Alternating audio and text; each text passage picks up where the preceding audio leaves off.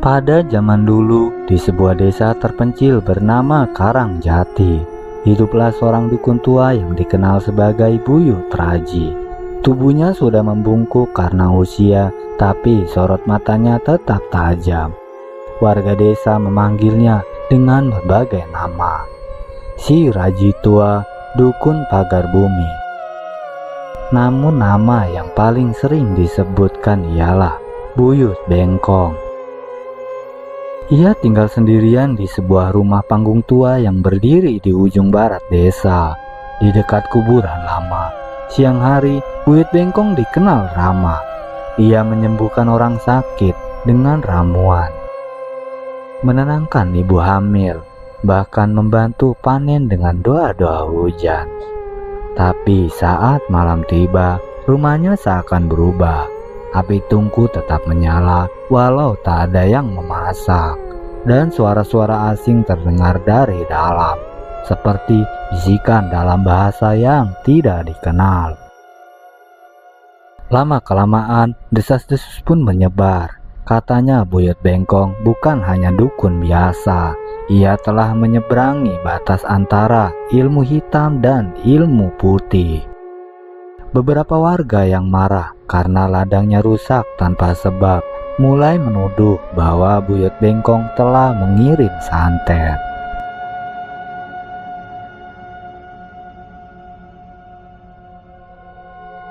Klimaksnya terjadi saat anak kepala desa, seorang gadis remaja, meninggal mendadak dengan tubuh penuh luka misterius.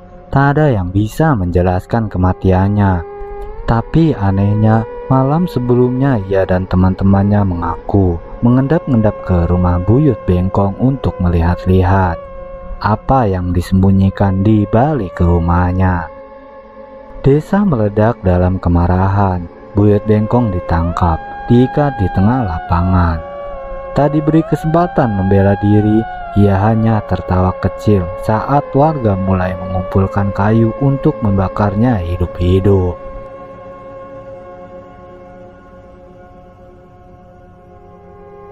Tawa kecil itu adalah hal terakhir yang mereka dengar sebelum api menyala dan tubuh tua itu menghitam lalu diam. Sudah hampir 70 tahun sejak kematian Buyut Bengkong. Generasi yang membakar tubuhnya telah lama meninggal. Tapi cerita tentang kakek tua yang tertawa di malam hari terus beredar.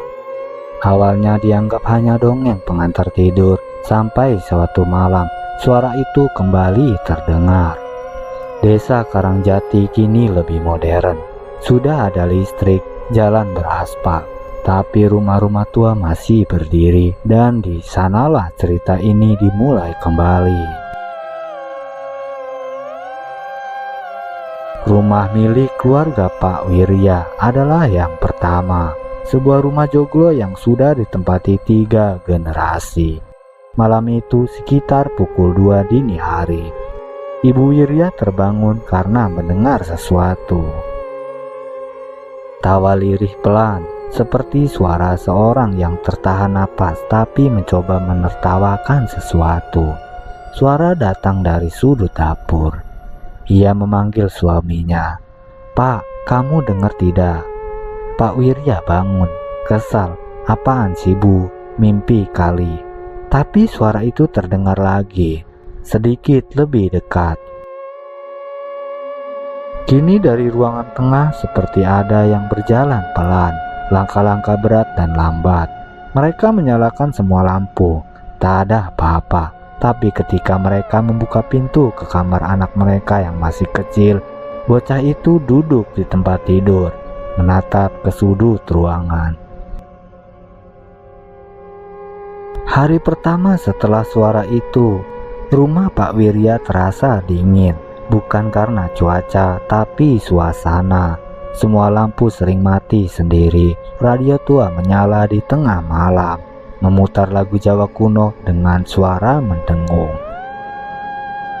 Hari kedua, anak mereka mulai menggambar sosok aneh. Kakek tua bongkok dengan mata kosong, tertawa sambil duduk di sudut ruangan. Ketika ditanya siapa itu, ia cuma bilang, "Buyut-buyut teman baru."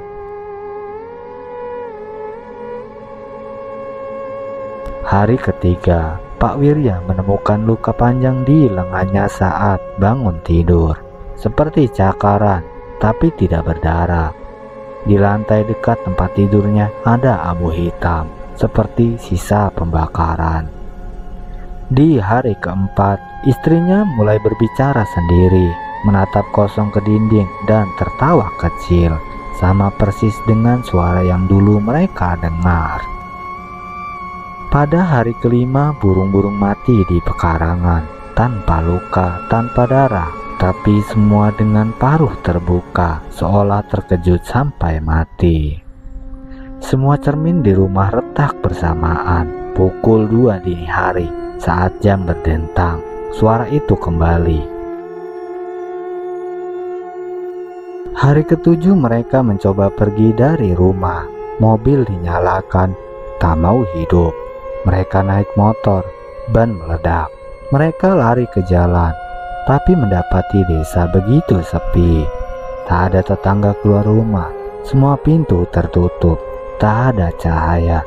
Hanya suara tawa kecil yang kini terdengar dari balik-balik tembok rumah mereka sendiri. Pak Wirya ditemukan 2 hari kemudian di sumur belakang. Tubuhnya tergantung terbalik, wajahnya membeku dengan ekspresi tawa. Istrinya duduk di dapur, membentur-benturkan kepalanya ke tembok sambil berkata, "Dia bilang 7 hari. Aku dengar tawanya, aku lihat matanya hitam kosong, tapi dia tertawa." Anak mereka hilang, sampai sekarang tidak ditemukan. Bagas adalah mahasiswa antropologi yang tengah melakukan penelitian tentang budaya Jawa kuno dan cerita rakyat. Ia datang ke Karangjati karena tertarik dengan mitos lokal, tapi ia tidak menyangka akan masuk di tengah-tengah kengerian hidup. Ia tinggal di rumah neneknya, Bu Sarni, yang masih kuat dan dikenal sebagai salah satu tetua desa. Malam pertama di desa, Bagas terbangun karena mendengar suara. Ia pikir itu suara televisi, tapi TV mati. Dan saat ia berjalan menuju dapur, ia melihat bayangan di luar jendela. Sosok tubuh membungkuk, berdiri di bawah pohon asem. Ia tidak bergerak, hanya berdiri dan tertawa.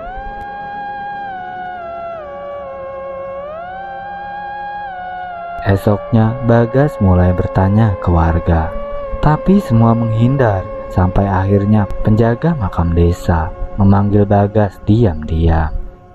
"Kalau kau ingin tahu tentang Buyut Bengkong," katanya, "kau harus ke sumur lama di belakang kuburan." Sumur itu dikubur dengan batu besar. Di sanalah tubuhnya dibuang. Mereka tak cuma membakar, mereka menyegel arwahnya di sana.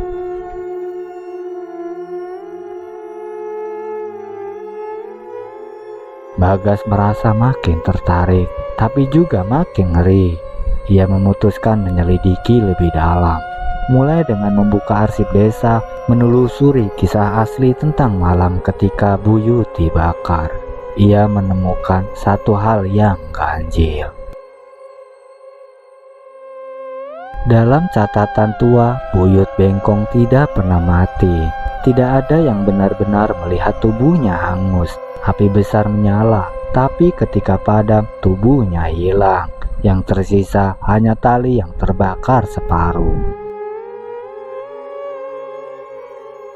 Malam berikutnya, Bagas bersama Pak Tirta dan 2 warga lain pergi ke sumur tua. Mereka membawa senter, kapak, dan sesajen.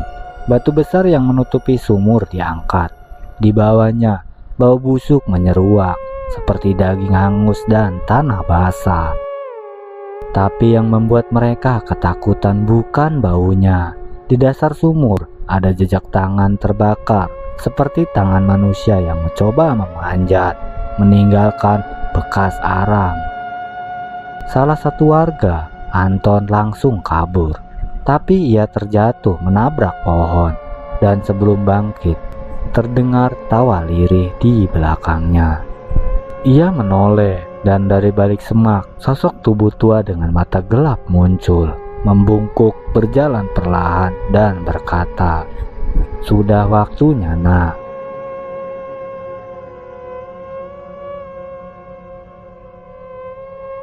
Anton ditemukan pagi harinya terkapar dengan mata terbuka, mulut menganga seolah ia mati saat sedang tertawa.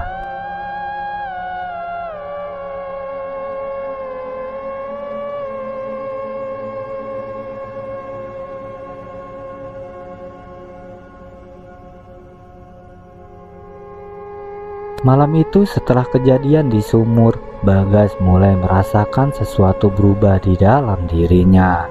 Setiap kali ia sendirian, telinganya berdenging, dan kemudian ia mendengar suara tertawa kecil. Bukan dari luar, tapi dari dalam kepalanya sendiri. Ia menutup telinga, namun suara itu semakin jelas seperti ada yang menempel di pikirannya. Suatu malam saat terbangun, ia melihat bayangan di cermin kamarnya.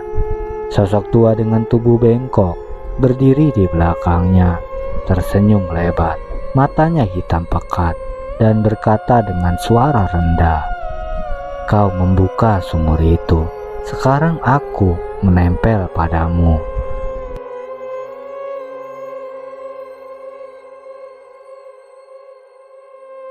Bagas sadar ia tidak hanya melidiki cerita, ia telah membuka jalan. Ia mencoba mencari cara untuk memutus ikatan ini. Ia kembali pada neneknya, Bu Sarni, yang akhirnya mengaku, "Aku dulu masih kecil saat buyut dibakar. Mereka tidak membunuhnya karena takut. Mereka membunuhnya karena serakah. Buyut tahu cara menghentikan kemarau, tapi mereka menuduhnya pakai setan. Jadi mereka habisi dia. Tapi sebelum api membakar habis tubuhnya, dia bersumpah setiap 70 tahun ia akan kembali dan menagih tawa." "Tertawa?" tanya Bagas. "Iya, tawa terakhir. Jika ia bisa membuat satu orang tertawa sebelum kematiannya, ia bisa hidup kembali sepenuhnya."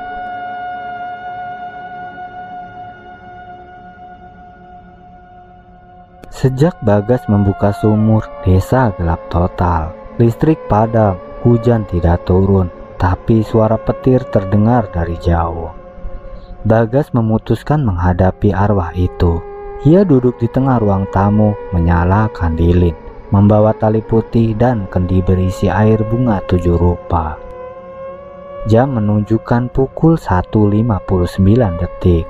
Demi detik terasa berat. Saat jarum menyentuh 2 dini hari, terdengar pintu kayu tua berderit. Meski terkunci, daun pintu itu terbuka perlahan, dan dari bayangan muncul sosok yang begitu ia kenal dari gambar dan cerita si buyut bengkong. Matanya gelap, kulitnya terbakar sebagian, tapi mulutnya menyeringai. "Bagas," bisiknya, "sudah waktunya kamu tertawa untukku." Lalu suara itu memenuhi seluruh ruangan. Tidak hanya di luar, tapi dari langit-langit, dari lantai, dari dinding, suara-suara tawa seperti banyak orang, tapi semuanya sama, milik buyut bengkong. Bagas mencoba membaca mantra penolak arwah, tapi suaranya tenggelam dalam tawa itu. Lidahnya keluh, tangannya gemetar. Buyut melangkah makin dekat. 3 hari setelah malam itu, warga menemukan rumah Bu Sarni hangus terbakar. Tidak ada jasad di dalamnya. Tidak Bagas, tidak sang nenek, tapi di bekas ruang tamu di lantai hitam legam. Tertulis dengan arang, "Tertawalah, aku akan datang ke rumahmu selanjutnya."